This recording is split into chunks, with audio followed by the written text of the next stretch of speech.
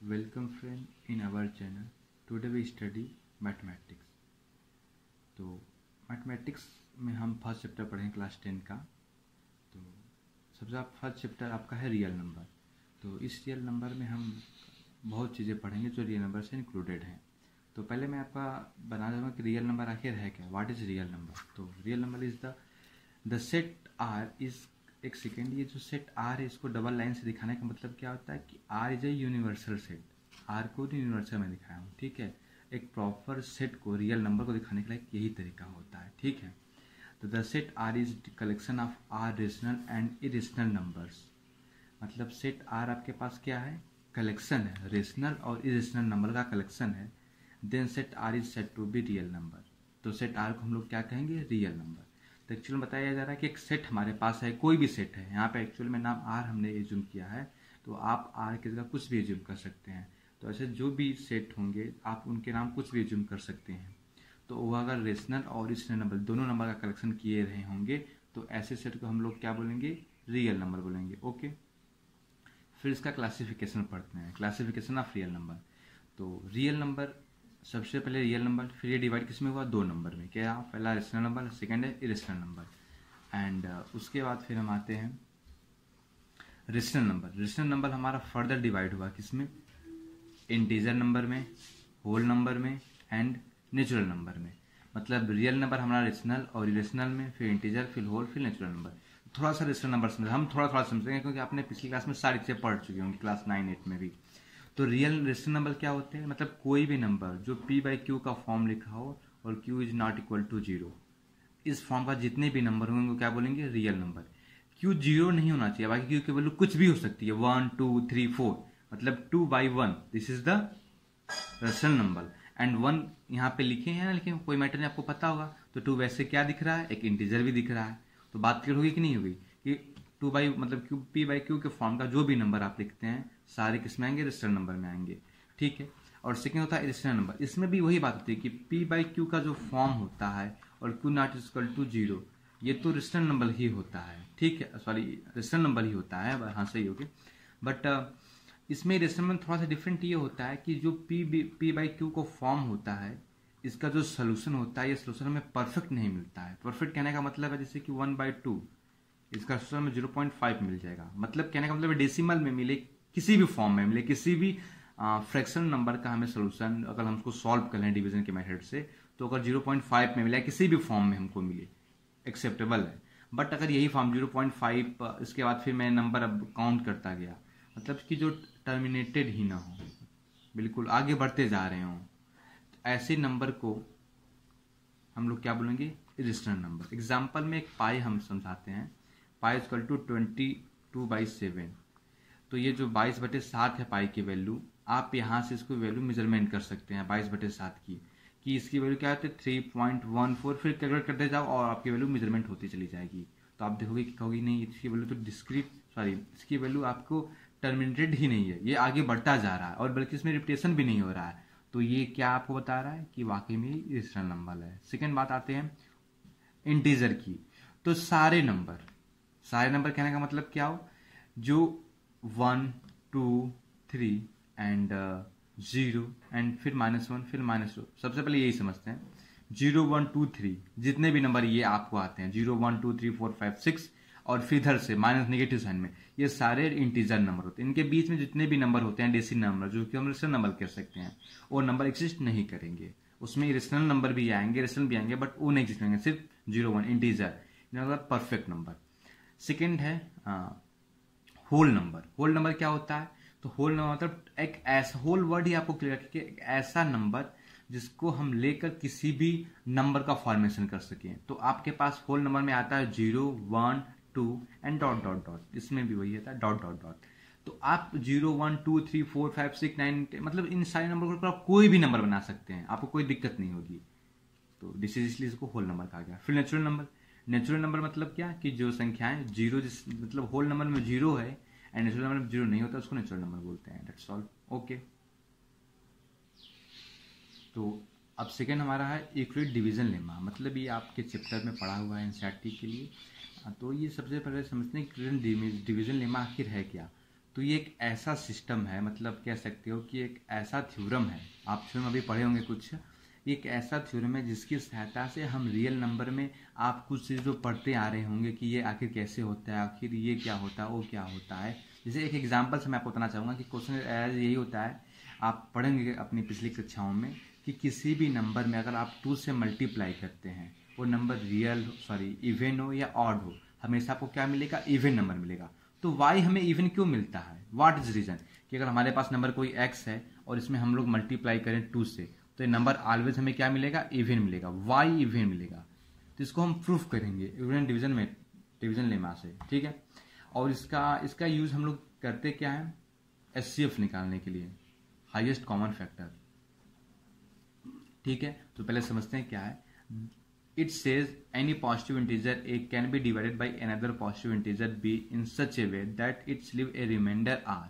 बताया जा रहा है कि यह कहता है कि कोई भी पॉजिटिव इंटीजर ए है और कोई पॉजिटिव इंटीजर हमारे पास बी है, तो हम ए को बी से डिवाइड कर रहे हैं इन सच वे, इस प्रकार से वे कर रहे हैं कि हमें कुछ रिमाइंडर बच रहा है। ऐसा भी हो सकता है कि रिमाइंडर 0 बचे, तो वो भी कुछ रिमाइंडर 0 बचे तो उसको इंक्लूड भी, उसको समझिए आप कि हाँ चलो 0 भी हमें मिल रहा है, बट हम बता रहे हैं कुछ नंबर मिल रहा है, तो 0 भी एक नंबर, इसे कंफ्यूज मत होइएगा। कोई रिमाइंडर हमारे पास आर है, आर की वैल्यू 0 भी हो सकती है, कोई दिक्कत नहीं है। That the smaller than B, तो ये जो आर आपके पास रिमाइंडर मिला है ये हमेशा स्मॉलर होगा, किससे, बी से, जो आपका डिवाइजर है, जो आपका डिवाइड कर रहा है किसको, ए को।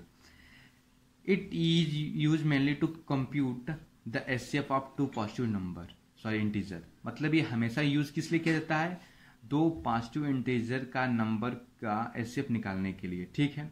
सेकेंड हमारा स्टेटमेंट है, मतलब इसका अब हम लोग इसके बारे में आपने समझ लिए, इसका डिफिनेशन आखिर ये क्या है, कैसा करता है। अब हम लोग इसका स्टेटमेंट पढ़ेंगे कि स्टेटमेंट क्या होता है, ठीक है। स्टेटमेंट है इसका, गिवन पॉजिटिव इंटीजर आई प्लस, देखिए ये अगर कोई भी नंबर के आई लिख के ऊपर प्लस का मतलब ये इंटीजर है और इस इंटीजर में टोटल पॉजिटिव नंबर है, कोई दिक्कत। A and B there exist a unique integer Q R, बताया जा रहा है कि कोई 2 गिवन इंटीजर है आपके पास ए और बी, तो एक unique integer 2 unique integer exist करेंगे क्यू आर, जो कि सेटिस्फाई करेंगे इस कंडीशन, कौन है, A equal to B Q plus R. तो जहां पर ए बी क्या आपका इंटीजर, बी भी इंटीजर, क्यू भी इंटीजर और आर भी इंटीजर, ओके।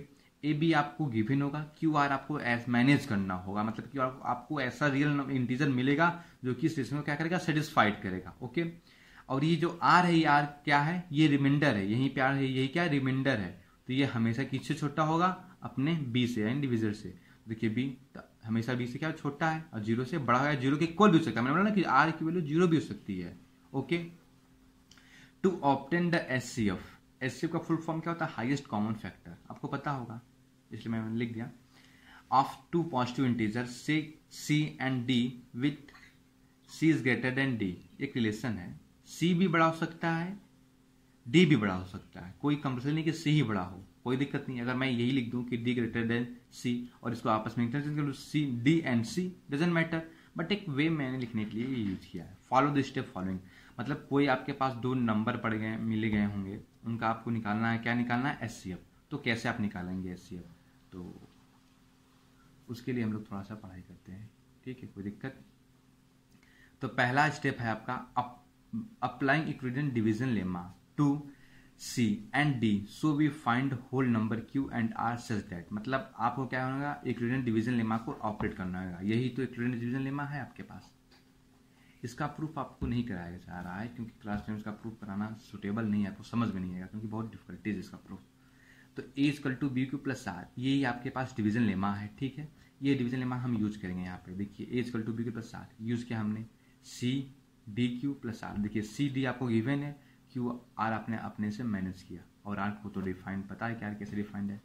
स्टेप सेकेंड आपके पास क्या है, if R equal to 0 D is the HCF of C and D, अगर आर की वैल्यू 0 मिल जाती है तो जो हमारा एचसीएफ होगा सी और डी का, वो हमेशा क्या होगा, डी कहा जाएगा। बट दैट मीन्स कहने का मतलब है कि सी डी का हम लोग को एचसीएफ निकालने के लिए बोला गया है, इन दोनों को हमने इस फॉर्म में लिखा, और आर की जो यहाँ पे रोल है, आर जो इंटीजर है वो 0 फॉर्म किया।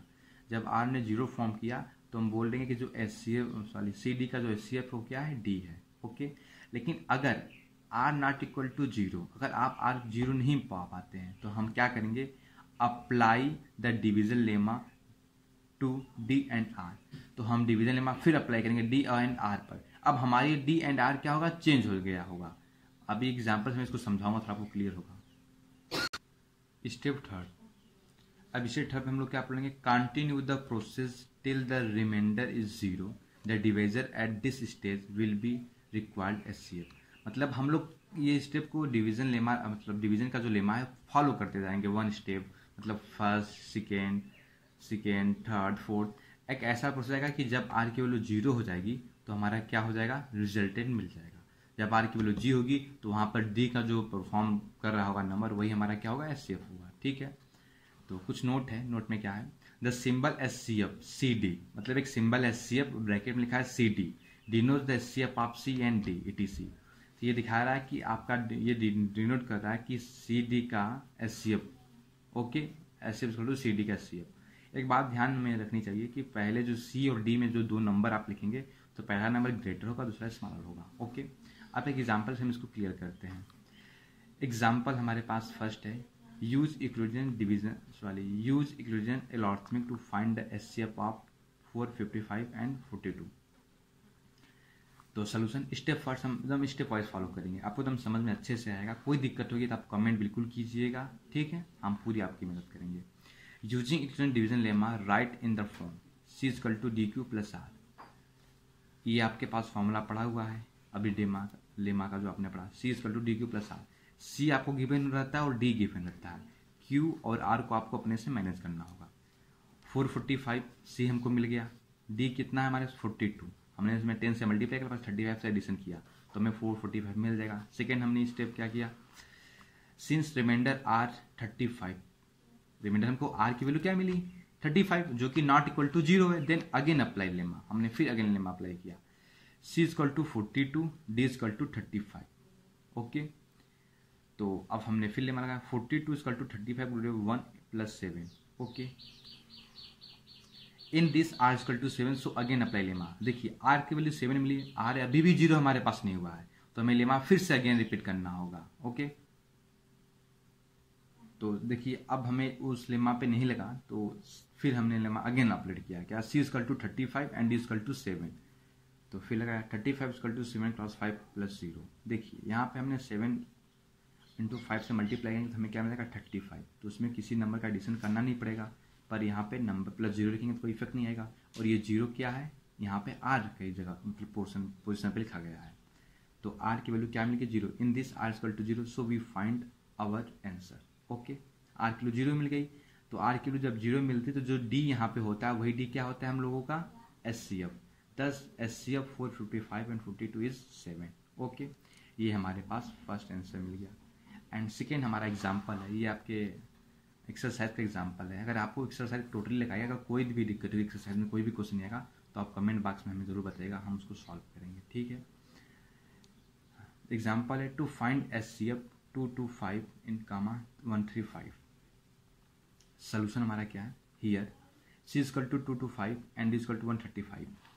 तो हमने वही डिवीजन लेमा स्टार्ट किया। हाँ, डिवीजन लेमा हमारे पास क्या रहता है, डिवीजन लेमा आप लोग इसको बार बार लिख के प्रैक्टिस, सवाल अगर आप लगाने जा रहे हैं किसी इस डिवीजन लेमा पर, तो एक बात आपको मैं बताना चाहूँगा कि सवाल आप जब इस डिवीजन लेमा पर लगाइएगा तो प्रैक्टिस कीजिएगा। प्रैक्टिस कहने का मतलब हमारा क्या है कि आप बराबर इस डिवीजन लेमा को यूज कीजिएगा। ठीक है, आप एचसीएफ को अनदर मेथड से भी फाइंड कर सकते हैं, इसमें कोई दिक्कत नहीं है, जैसे कि डिवीजन मेथड आपको जो बचपन में आपने किया होगा। लेकिन मैं इस मेथड को प्रेफर इसलिए कर रहा हूँ या आपको इन सर्टिफिकेट में इसलिए पढ़ाया जाता है कि इस मेथड आप कंटिन्यू प्रैक्टिस करेंगे तो ये मेथड आपको काफ़ी अच्छे से आएगा। ठीक है, तो 125 इक्वल टू 135 प्लस 90। पहले मैं एक बार फॉर्मूला आपको लिख दूँ ताकि आपको समझ में आ जाए। C equal to D Q plus R, C और डी आपको गिवन रहेगा, क्यू और आर आपको मैनेज करना होगा। ठीक है, तो 125 इंटू 135 रूट 1 प्लस 90, बिल्कुल 25 सी है और D 135 into 1 90। R not equal to 0, R यहाँ पे 0 नहीं, आर की वैल्यू कितनी है 90। सो अगेन अप्लाई, हमने लेमा को अगेन अप्लाई किया।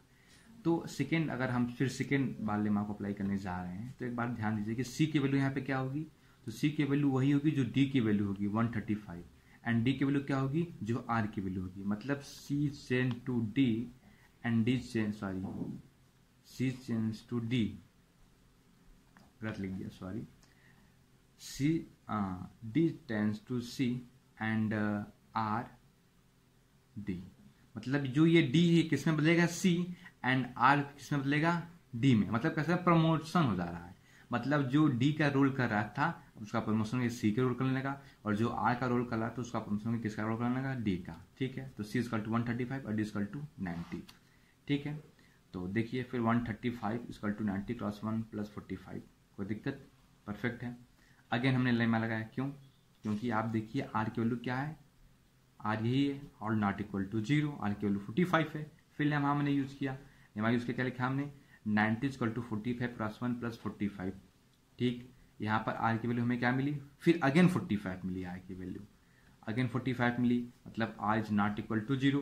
फिर हमें 4 टाइम्स लेमा ऑपरेट करना पड़ा, मैंने यहाँ पे लेमा के से लिखा हूँ कितने बार लेमा यूज करना पड़ा, 4 टाइम्स।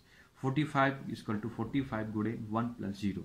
ओके, अब चूंकि यहाँ पे आर की वैल्यू हमें क्या मिल गई, 0। जब आर की वैल्यू जहाँ पे 0 मिलेगी हम खुश, क्योंकि हमारा रिजल्ट मिल गया। Since R equal to 0 then we find HCF of 225 into 35 is 45। तो मतलब एचसीएफ हमको क्या मिल गया, 45 किसका, 225 एंड 135 का एचसीएफ हमें कितना मिल गया, 45। तो जब आर की वैल्यू 0 तो हमने फाइंड कर लिया, कोई दिक्कत। अगर आपको कोई भी दिक्कत होगी तो आप जरूर कमेंट बॉक्स में बताइए, और हमारे चैनल को सब्सक्राइब कीजिए, और आपको वीडियो कैसा लगा लाइक करके बताइए। नेक्स्ट चैप्टर में हम लोग उसका एप्लीकेशन थोड़ा पढ़ेंगे। Okay friend.